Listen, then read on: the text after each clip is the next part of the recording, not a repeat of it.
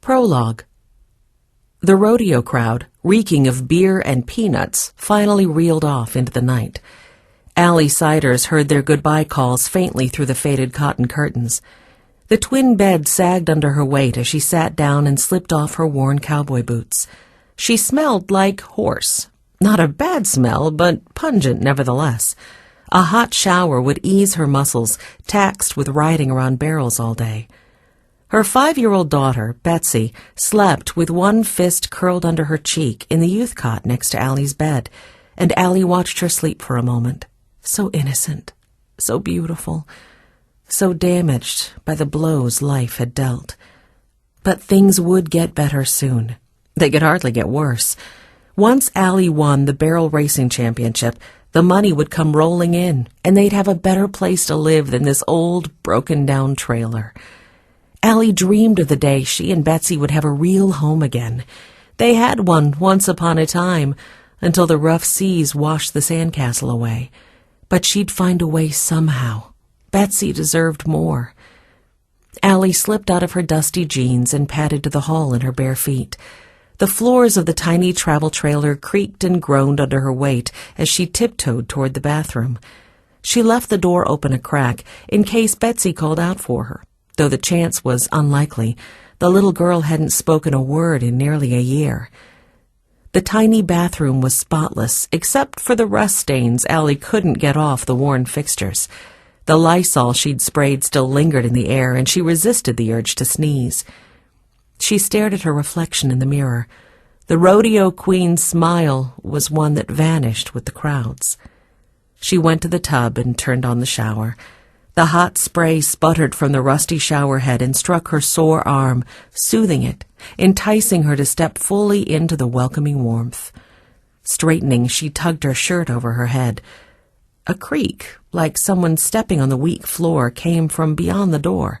She whirled in time to see it slam shut. Allie jerked her shirt back down. Gooseflesh pebbled on her arm when the creak came again. "Yolanda, is that you?" she called.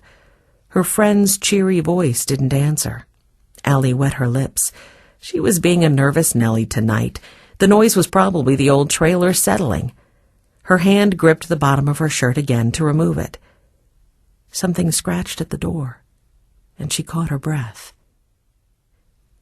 "Allie," the taunting voice whispered through the door.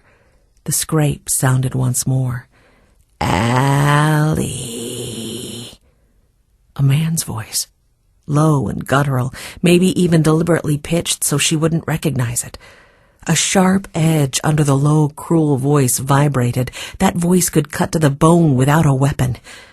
Allie took a step away from the menace, her back pushing away the wet shower curtain until water sprayed her neck. It was like a wet slap, bringing her back to what mattered most. Betsy! She grappled with the embrace of the wet shower curtain and managed to disentangle herself from it. She leaped to the door and grabbed the doorknob, yanking hard, but the door didn't move. With her hand on the cold metal knob, she could feel his movements on the other side. "Let me out!" she screamed, pounding and kicking at the door. "You want out?" he chuckled, the razor edge of his voice contrasting with the smooth laugh. "Your sister wanted out." The room felt close, airless. Her lungs strained to pull in enough oxygen. She wanted to scream for Betsy, but didn't dare call the man's attention to the fact that her daughter was in the bedroom. "You sure you want out, Allie?" he whispered. Terror whirled inside like a mounting tornado. She forced it deep, down to the dark place where she kept all the things she feared. For Betsy's sake, she had to keep herself together. Maybe she could get out, circle around to Betsy's window, and get to her. She spun around and ran to the bathroom window, but it was too small to allow even her tiny frame to exit. She turned back to the door and tried to open it again. It opened a crack against the force of his hand holding it on the other side, then slammed shut before she could get it open wide enough to get her leg through. "Let go of the door!" She tugged harder, kicked at it. Her fear morphed into a cold anger. If she could face him, she'd tear at his face with her nails. She would allow no one to hurt her baby girl.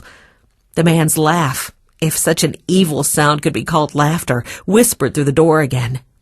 "Your sister was so pretty. Not nearly as pretty as you, though. Especially not now." A knife poked through the crack. "She screamed when she saw the knife. Are you going to scream, Allie?